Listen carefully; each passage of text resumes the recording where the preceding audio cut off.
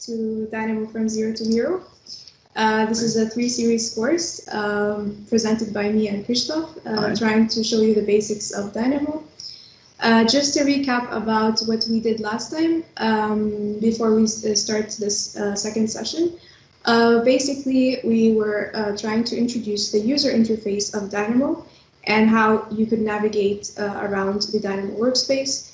And also, after that, we developed a very simple script, but an efficient script that we could use in our semester projects, which was to turn the black walls, the walls or the roofs and the floors to be black using overrides. And for today, we prepared for you a little bit about managing the lists. So we would love to show you how to use levels and glazing, because when we are dealing with simple and straightforward scripts, usually we will not encounter any problems with those two. But when we start to dwell a little bit more into complex scripts, then we'll definitely need to tweak some default options of the Dynamo for us to be able to perform the scripts properly. And if you ever, for example, encountered that that the input to the node seems right to you, but the outcome of the node is not entirely what you would expect, it is most likely that you have problems with levels and lacing. So we're going to try to address that today and just show you a little bit more about that. And before we start, make sure to follow us for future updates and on our Dynamo Cafe teams where we post all our recordings. I also linked the LinkedIn account of BIMCafe, so also follow us there because we have very exciting events all the time. And there's also a link to our session number 1 recording in case you missed it out, so you could always catch up from there on YouTube. So let's begin with levels today. Yes. I will share my screen and we could start. Okay, I hope everybody can see my screen clearly. So for today, before we start with any scripts or anything, it will be more of theory to explain to you the concepts, and then we would dig into creating scripts that we could use later. So before I start explaining what levels are, I made this really simple script that could give me a chance to show you what the meaning of levels and what they could do. And I would like to go through it very briefly. So what's happening is that I'm using, first of all, I'm using a node called range. And if you hover over any node in Dynamo, you could read what it does for you. And this basically creates a sequence of numbers or letters in the specified range. So what's happening is, if I zoom in, this node has a start input, has an end input, and has a step. So if I specify my start, which is 1, and then I specify my end, which is 5, I will get, and then my step, which is how much do I want to step from 1 to 5, I will get a list of numbers, so from 1 to 5 basically. And that I could see if I pin my results from here. So that's what is happening, is creating a sequence of numbers for me, or a list of numbers. And the same thing is happening down here, also another list of numbers, but instead of 1 to 5, having the numbers from 1 to 5, it's from 6 to 10. So I could have different numbers, different lists of numbers. So if you remember from the previous session, I explained how could you combine 2 nodes into 1 node together, and it's by using list create. Of course, there are other ways, but this is just one example. And what this node does is it basically just a node where you could freely add as much inputs as you want. Right now, I only need 2 inputs, so I only have 2 items, and that's why it's only with 2 inputs. Okay, so let me pin my results and start to explain to you the concept of levels. So right now, when you look at the results of any node that you get, you need to kind of scan what's happening around. What's happening around is that we have a list. And then we have some numbers in boxes here, and these numbers are called index values. So all of these numbers that you see all around with the gray boxes are called index values, and we will address them in the next step. So stay tuned as well. So so the index values, and then we have a list, and then we have something over here called L2, at L2, and at L1. And if I go down here, I have at L3, which is another thing that's not existing here nor here. And what this means, what L3, L2, L1 means is level 3, level 2, level 1. And what is that? It's basically a way that Dynamo uses to structure the information or the data that you get from the nodes. Or it's more of a way to layer your data so that you can easily access them later and use them or get them or whatever you want to do with them in Dynamo. So let's start with a very simple example to try to implement levels into a node. And what happens is that I'm using another node here. So after I have two sequences of numbers and I create a list with these two numbers, I want to get an item at a specific index using this node, get item at index. And what it does is that it specifies a list of numbers or a list of anything. It doesn't have to be a list of numbers, but for now I have a list of numbers. And then it gets a value that I have at a specific index that I would specify. And for me, I specified 1 over here.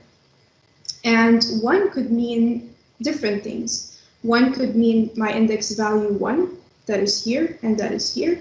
Or it could mean my list 1 at index 1. So this is what levels introduces. It introduces the possibility of having data at different or in a different structure. So if I would like to understand it in a better way, what I usually do, I use this as a guide, L3, L2, L1, in order for me to understand what is coming under L3 and what is coming under L2 and what is coming under L1. So let's start with L3. L3 basically, if I kind of follow the line, I would see that it ends up with list. So basically everything that comes under this list, which is all of this, is under level 3. And then L2, I will do the same. If I follow the same line, I would realize that it's suddenly going through these two sublists that I have, which is 0, and I could collapse or expand it, and 1. So level 2 means the level of information that appears as a sublist. And then if I go to L1, I would also kind of follow the same path and see that it gives me my index values. So all my index values are under level 1. So just to briefly go through it again, you can easily follow this small guide and understand which data is at which level. So let's try to apply it so that it kind of makes more sense. And the way to apply levels in any node, the inputs always have this arrow where you could activate the levels or the use of levels. So I want to use levels here. I want to get item at index 1, but I want to tell Dynamo which index 1 do I want. Do I want index 1 at level 2, which is my sublist, or do I want index 1 at level 1, which is my index values, which is 1 here and 1 here. So let's try both and see the difference so that you can understand it better. So I will activate levels under my list input because it's obviously under my lists here. So I will use levels. And then I see that I have L3, L4. It goes all the way up to whichever number you want. And this depends on your list itself. It could be very complicated. It could be very simple as it is now. So right now I only have level from 1 to 3. And I want to try to have it at L2. So let's try that and let's run and see what we get under this. So because it's L2, what it's really your screen. Is it? Mm-hmm. Okay, guys, sorry, there's a technical issue where my screen just stopped sharing, but I will share again. Is it working? Perfect. Sorry about that, but anyway, so running scripts can always damage things, but that's okay. So what I was saying is that I activated my levels and I specified level 2. So let's try to see what Dynamo is doing when we have level 2 specified. Dynamo is basically going through L2 here, and then it recognizes that I have two sublists, sublist 0 and sublist 1. So it's getting the item number 1 under these two sublists. So it goes through the first sublist and then it finds 1, which is 2. So that's my first value. And then again, it goes to my second sublist because it's under level 2, and it gets the value under index 1 because that's what I specified. However, If I change this to L1, let's see what happens. I get null. That's because under L1, I have nothing that comes under my index values. They are the level itself, so you cannot specify it. However, we could try L3, which is basically the whole list. And at L3, I have two sublists. So it will choose sublist number 1, which is this one. So all the numbers under this sublist will be my results.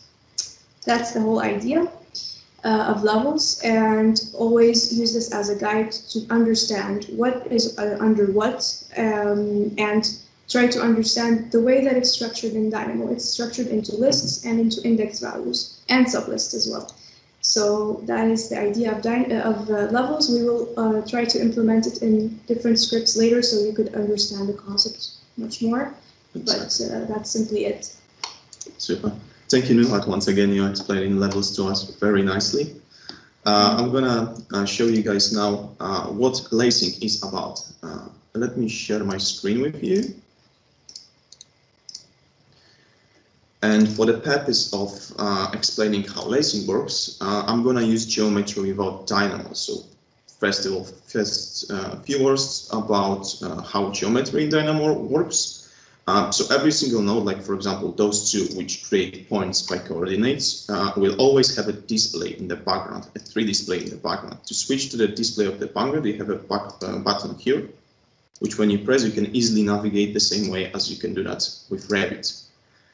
So whatever is happening in one of those nodes which you have on your graph, it will always have some kind of form, whether it's a point, whether it's a line, or whether it's a solid. It will always show you in the background what is happening. Of course, as long as it's a node which is responsible for geometry.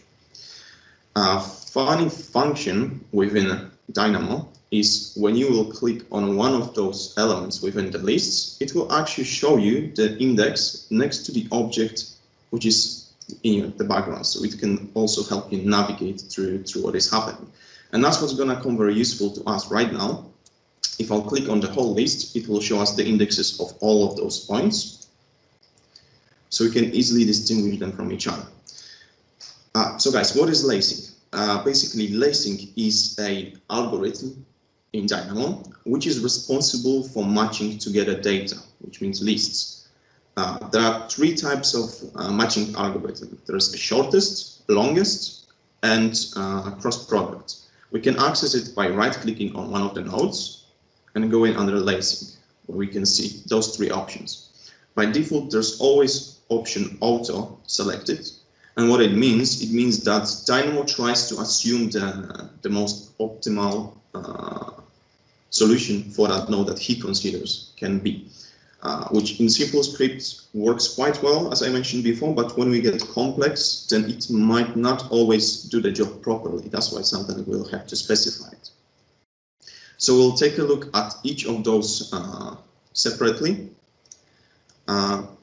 By connecting first the two lists. Important thing, one list has 5 items in it, and the second list has 10 items in it. The display you can see in the background, which is illustrating it. What is important about it, because based on the type of lacing, the quantity of the output will also change. So if we'll take one of those lists and connect it to the start point of the line, and take the second list and connect it to the endpoint of the line, you will see that in the background, the lines are being created. Right now we are in the outer mode, so let's switch to the short, and that's what's going to stay exactly. So this way you can see what is happening. What Dynamo is trying to do right now in the shortest lacing is that he is matching the data from two lists by the indexes. So index 0 is matched with the other index 0 within the second list, and so on up till the point when it reaches the end of the shortest list. That's why it's called the shortest lacing. When it reaches the end point of this list, it cuts the algorithm, so it doesn't continue further through that list. That's why it's called shortest again. So in this case, we're going to end with output of 5 lines, the same quantity as it's in the shortest list. Upon changing the lacing from shortest to longest, what we will experience is an increase of the quantity of the output to 10. So right now it's matching the quantity of the longest list. Therefore, it's called the longest. And what is happening here is to the middle of the list. It's the same. It's gonna try and match it by the index values. So 0 to 0, 1 to 1, and so on, up till the point where it reaches end of the shortest list. So as we can see, this one is getting more values, but this one is stopping. So what it's gonna do, it's gonna take the last value of this list, which in this case is index number 4, and it's gonna match together with the rest of the points. Doesn't matter how many of them would be in that list, it's just gonna match to every single point after this index. So as I said, the output in this case is gonna be 10, and therefore it's called the longest because it comes from the longest list, which we input into the node. And the last but not least, and I think for me it's the lacing which I used most commonly, is cross product. When we click on it, you'll see in the background that a lot of mess will basically happen. There's a lot of lines going on, and if we look at the quantity of the output, we'll see that it's 50. So it's basically 5 multiplied by 10. And what this type of lacing is doing is that it's taking each item from one list, for example, index 0, and it's matching it with every single item in the second list. So the line will go from 0 to 0, 1, 2, 3, 4, and so on. And it's going to do that for every single of those points. Cross product, so the outcome will be multiplication of quantity from those two lists. As one of the most common for me lacing that I use, and to maybe illustrate it in a different way so it might be easier to understand for you, I prepared a second example where we are dealing with lists of first letters from A to E and a list of digits from 1 to 10. We are using a cross product type of lacing. And what is happening here, as I mentioned before, it's taking value from the shortest list, from the first list, and it's matching it with the value from the second list. And you can clearly see outputs right here. So it's going to take all of the A's and match it with the digits, then B's match it with the digits, and so on and so on. Since we are talking about managing the lists, lacing and levels is of course a quite vital skill for you to be able to handle all the data inside of your scripts. But besides that, there's of course plenty of options how to manage those lists, and you have a lot of nodes responsible for all kind of actions for the lists. But I would love to show you one which I find quite useful quite often. Oh yes, I'm sorry, I have to do this because there is a range of problem with a range of the script. So a node which is called Transpose, and what this node does is that it's going to shift data within the lists to kind of group the objects within lists by the indexes. So right here I prepared 3 lists, each of them containing 10 elements. One of them is capital letters from A to E to J, sorry. And the second one, small letters from A to J, and the last one is containing digits from 1 to 10. I'm creating a list using the same node as Nuad showed you in the example with the levels, and I'm getting lists within lists, which is containing all of those lists together. Now, list transpose is a node which is going to take an item from those lists which are located at the same index. So in this case, it's taking all the values with index zeros, and it's grouping it together right here. So we see a capital A with index 0, small a with index 0, and then number 1 with index 0. So it is useful when you try to work with your data on in a slightly different manner. For example, when you will want to export or import something from Excel, which is also quite a common case within Dynamo. 2, I think, most common ways to manage data: levels, lacing, and of course the nodes available to us within our Dynamo. So from now, we will take over with showing you a script, which is gonna show you the usage of this type of actions, how you can put it into an example. Yes. So we're done with the theory now, which is the boring part, but now the fun part starts where we can implement this into Revit and into our projects. And I could see that someone asked this question. Yes, we will show some input in Revit. So I will share my screen, and in a second.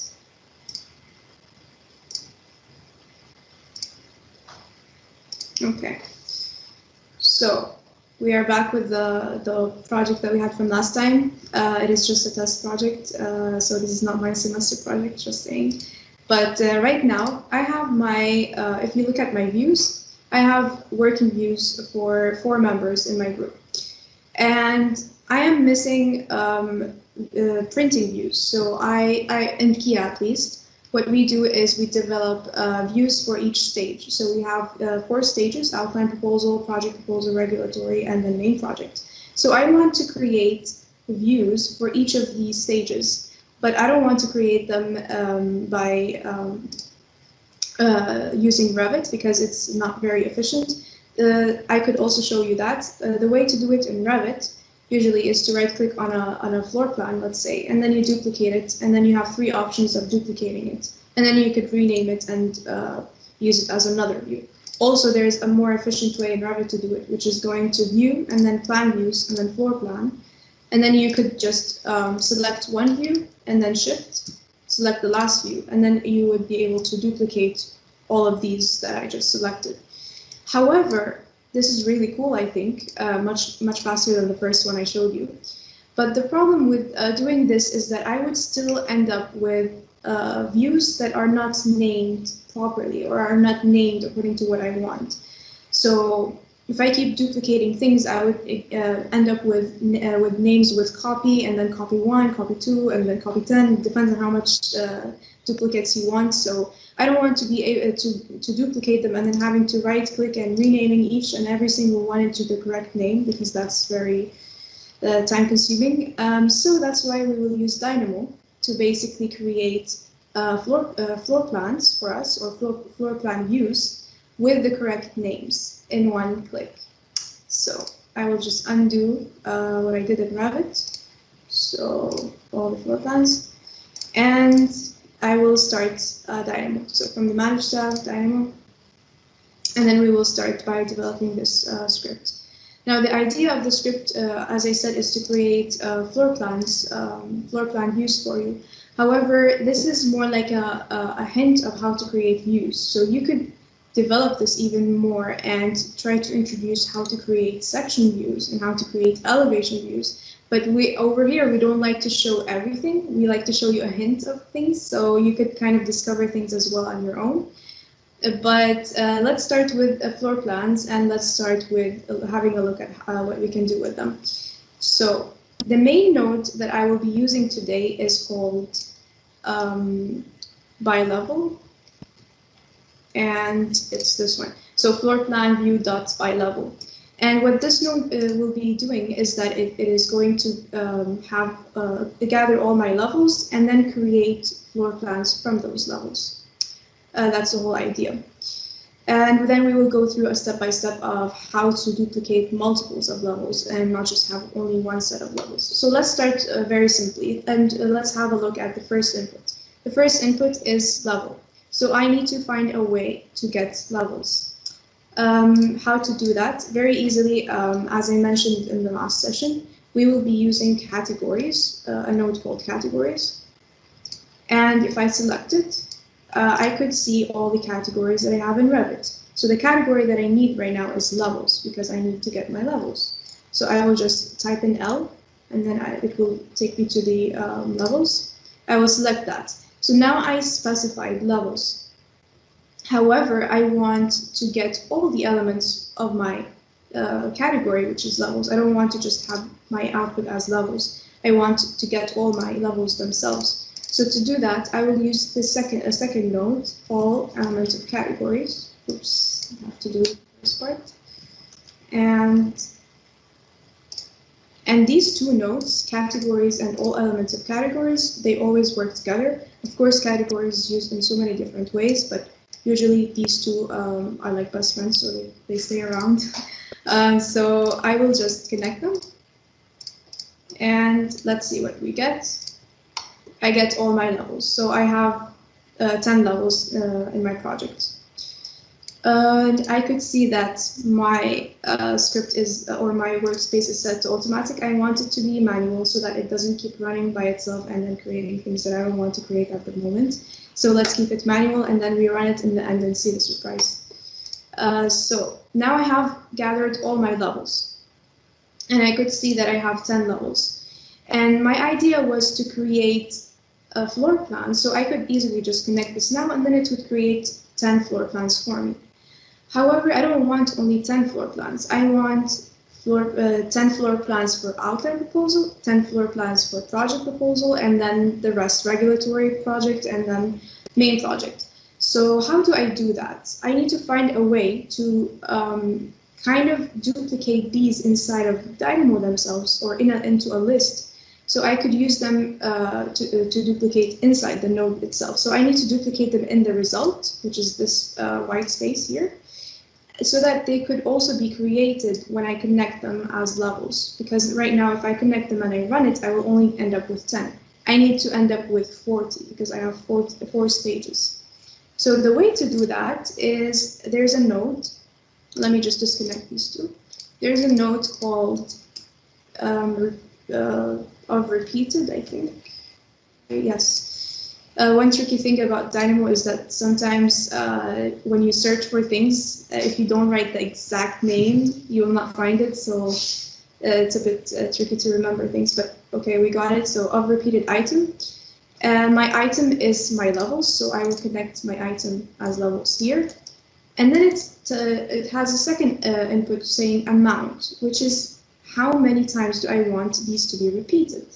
And I want them to be repeated 4 times because I have 4 stages. So in order to achieve that, I will search for a node called number. So I could write 4. And then I could connect it here. And then so let's run it and see what happens. So what happened is that it created the same levels for me, but 4 times. So this is the first time it's creating under list 0. And then I have, again, another 10 levels at list 1. And then at list 2, I have 10. And then at list 3, I have 10. So in the end, I get 40 levels instead of 10. And that's perfect because I want 40 floor plans in the end. So I am ready now to connect my my list of levels into my floor plans, because if I run this now, it will create 40 floor plans for me. So before I run this, I want to think of a way to name my floor plans. Or actually, let's run it and let's see what happens, and then we do the naming. So you could. So I will run. And then I will just expand this category because they're under no other parameter. So this is what happens. I get them all duplicated. I get 40 in the end, but look at the names. It's messed up and I don't know what is what. So this is what I'm trying to avoid. And this is why I want to use Dynamo instead of Revit. So I will undo. And I will try to think of a way to create them in one go, but rather have the names already specified before I run it. So let's keep it under manual and make sure it's under manual so that it doesn't run for you. And I want to now get the names of these floor plans. So they are. Let's assume that Dynamo will create them. I need to get the name so that I could use that name in the end and alter that. So the way to get the name of a floor plan is to write a name. I think it's level name. Yes. So I will connect my floor plans into this node called level name, which literally takes the name of my floor plan that it's created. And then I will add some input to it. So I don't want it to only be called right now I think it was just the names themselves. I don't want them to be only 0 ground floor and then 1 floor. I want it to be OP_1 floor, so outline proposal underscore 1 floor. And then project proposal, instead of writing the whole thing, the whole stage, I will just use initials of each stage. So OP for outline proposal, project proposal is PP, and then RP, and then MP. You get it.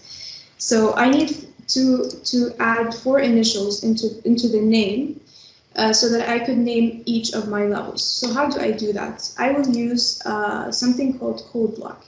And a code block is basically something, if you double click on your Dynamo workspace, you will get a code block. We will cover in depth what code blocks are in the next session, so please stay tuned for the 3rd and last session.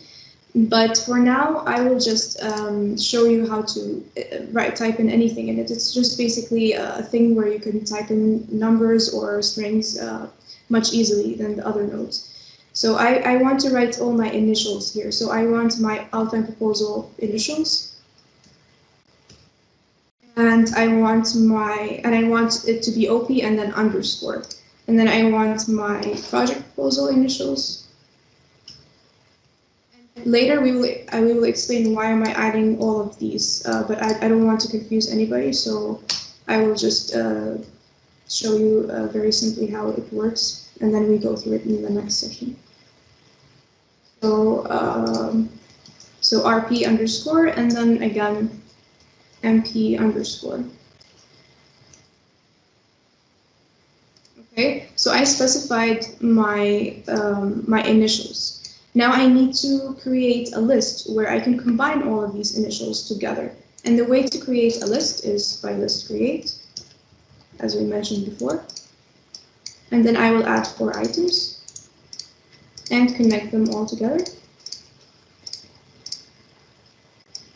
Okay, so now I have all my initials and I have my level name. So I need to find a way to combine my initials in with my level name. How do I do that? It's really simple. There is a node called just plus. If you type in plus, you will get it.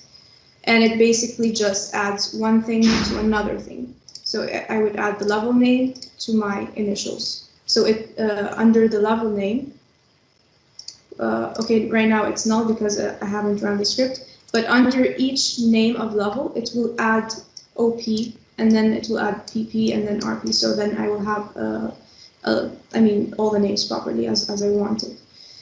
So now I kind of figured out all my naming, but I need to find a way to input this name that I made or that I created into my levels themselves or into my floor plans themselves. And usually when we rename things in Revit, we right click and we rename. However, if you want to know the parameter under the name, it's called view name. So right now in Dynamo, in order to rename something, we want to specify a value under the view name parameter. So we have the value ready for us, which is the name that we just made, and we just need to put it into the view name parameter in Revit so that we can have all our floor plans duplicated and named properly. So how do you add things into parameters inside of Dynamo? Very easily, there's a node called set parameter value by name.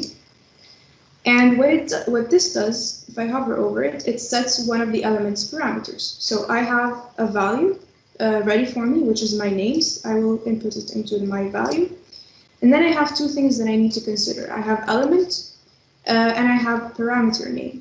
My parameter name is view name, so I could also double click somewhere where I could get a code block and then type in view name. It's not typing.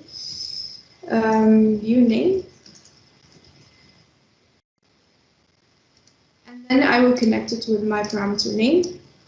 And then I still need to specify my element. And my element is basically my floor plans because I want to rename my floor plans. So I will connect my floor plans here with my elements parameter.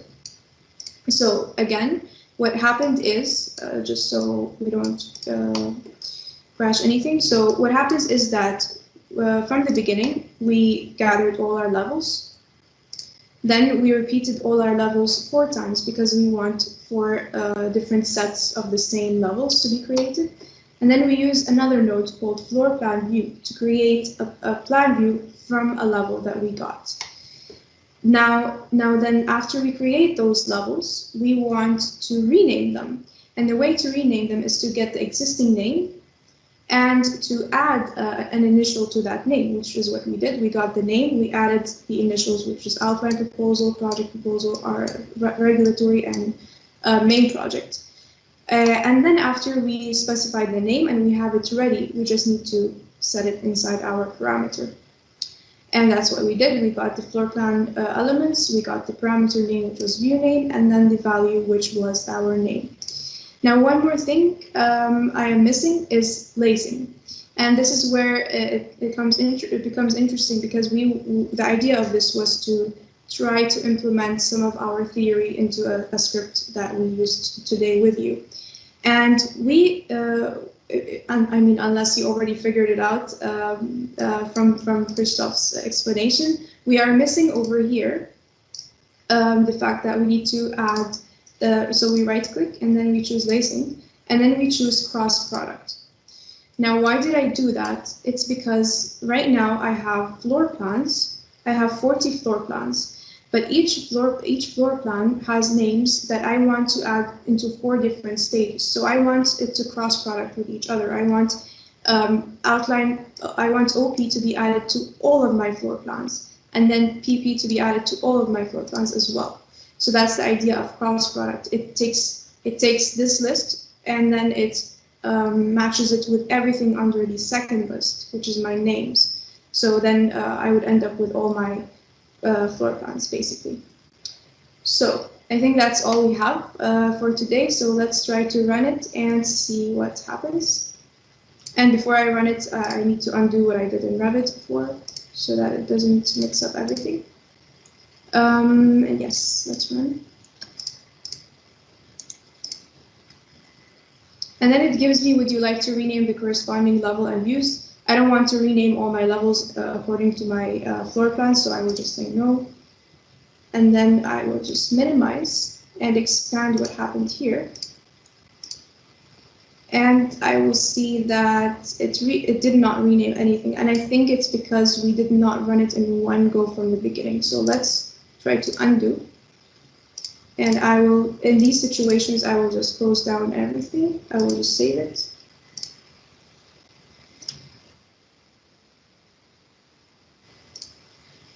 And then I will go back to Revit and then open Dynamo again. And then wait. Now let's try to run it in one go. Nope. Okay, that's interesting. Should have renamed everything. Oh, I think the node_level.name it does not require input from the floor plan, it requires inputs from the levels. So we need to connect all levels to this node to get the names of the levels. Oh, okay, yeah. So it's not the floor plan, so it's and get the all elements of category. Yeah. Not this, yeah, the all elements of category. So let's undo and.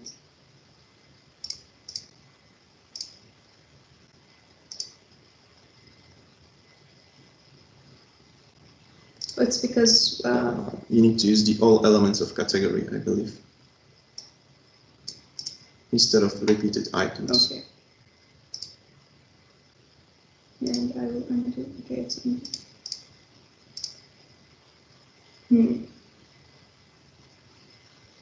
I will just close it.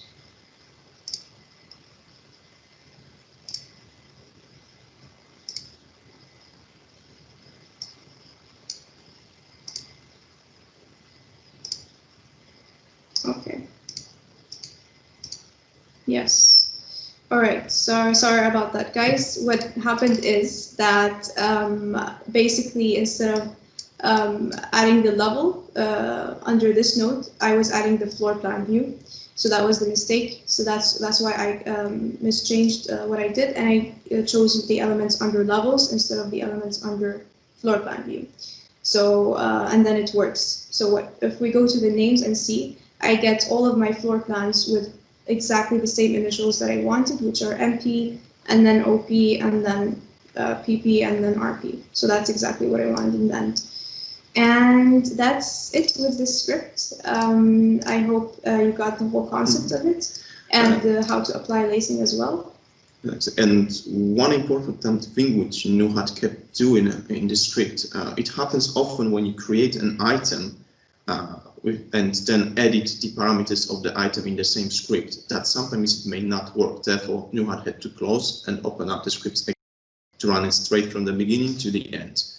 Because if you'll run it somewhere in the middle of the script and then try to run again, it will try to create the same elements twice and will encounter errors. So often it is very common that you have to kind of restart the script for it to work properly. Yeah, sometimes you need to like just run it in one go, and sometimes because I ran it a few times before that, and then I ran it in one go, it kind of didn't work.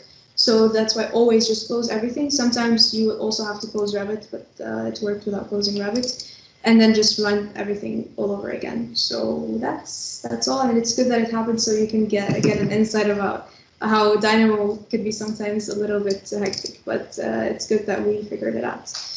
All right, so we could move on to our Q&A and see if anyone has any question, just type it in the Q&A and we can address that. And remember, guys, there's of course plenty of things within Dynamo which we have to learn to properly script. And today we reached one of those elements, which is levels and lacing. And on the third session, we'll touch upon the rest of them, like for example filtering. So it is another important action to do in Dynamo. Yes, exactly.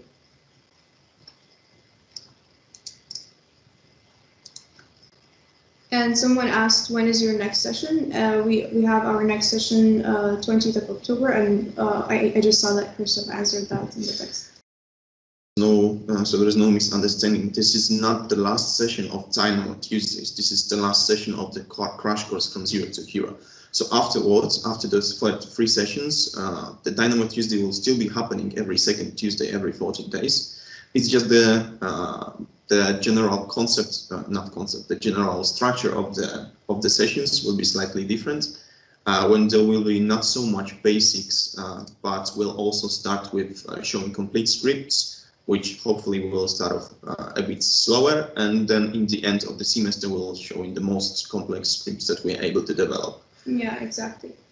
And also this course was very short. It's only 3 sessions. We still have one more session, so it's on the 20th of October, as we mentioned. However, because it's short, we just wanted to introduce the basics and I mean, just a simple idea of what it is, so that if you were interested to continue with us in a more complex matter, you could attend the Dynamo Tuesdays that come up later. Exactly, because we wanted to also you to be able to develop those scripts, because we hope that one day you're going to approach us this semester and say, hey, I prepared some super cool script. Would you mind if I would showcase it on the Dynamo sessions? Exactly. And this is something that we also want you to do. If you prepared something that you think you want to show us, and of course present to all the other guys who are gathered. Always share everything. Just write Nuhat about me, and we'll make sure that you're gonna show up here and talk about your script. Yes. Also, one thing I wanted to mention before we end this session, I would like to really thank Christoph for staying here with us. Unfortunately, he will not be continuing in the next session, which is the 3rd session. But we would like to really thank you for holding up with us from the last semester and giving us such great input in Dynamo Cafe and developing this small organization. So thank you so much. No problem. No, I actually learned quite a lot through the last semester, so it was very beneficial to me. But right now, I decided to just move away a little bit. I'll also attend the Dynamo sessions, the next Dynamo sessions, and if I'll, of course, prepare something bigger, I'll definitely come in to show what I prepared, so don't worry about it. But yeah, thank you. Yes, thank you, and for the next session, we will have a replacement for Christoph, which is another student from second semester here at Kia. His name is Alex, and he's a really motivated and passionate person, and I'm really excited for him to join us as well. So stay tuned to be introduced to Alex and to learn more about this course that we've done. Yes. And I see that in the meantime, there are some questions which showed up in the chat, so you could answer them. Bjorn is asking, is it possible to only select levels that are stories? Well, the answer to it is that yes, you can, but you will have to apply some kind of filtering to it. And filtering in depth, we're gonna go into on the third session in 2 weeks, so stay tuned. Because yeah, we'll talk about it, how to get those particular elements from the list that you are interested in. Yes, and will the future sessions be open to guests? For now, they will be, yes, and we will always record them and upload them on YouTube, so you could always rewatch them even if you weren't there live. So that's always a possibility. And another question, are there ways of filtering and selecting elements beside lists logic? What other nodes can be used? Of course, you can filter things using filter nodes that we will introduce, if that's what you're trying to ask. Yes, and besides the filtering nodes itself, there's also the conditional statement nodes, like if, equal, bigger than, smaller than. So this is all about the flow of the script, and it will be introduced together with the filtering in the next sessions. Yes. We have one more question I see. The question goes, can we create parametric family using Dynamo? This is actually quite a nice question because I have never tried to do that myself. Me neither. I tried to create families using Dynamo, and I know from one of the presentation of Peak, which Jens showed us in the last semester, they mentioned that at Peak they are mostly using Dynamo to actually create within the family editor. Whether you can apply a parametric features to it through Dynamo, I am not entirely sure. We'd have to investigate that because honestly, I have never looked at it myself. But this is really good question, so I would definitely find it out myself, and we could let you know in the next session how it looks. Yes. Other than that, thank you guys so much for joining us, and we are looking forward for the last session. So see you next time and have a good day. See you guys. Thank you for coming.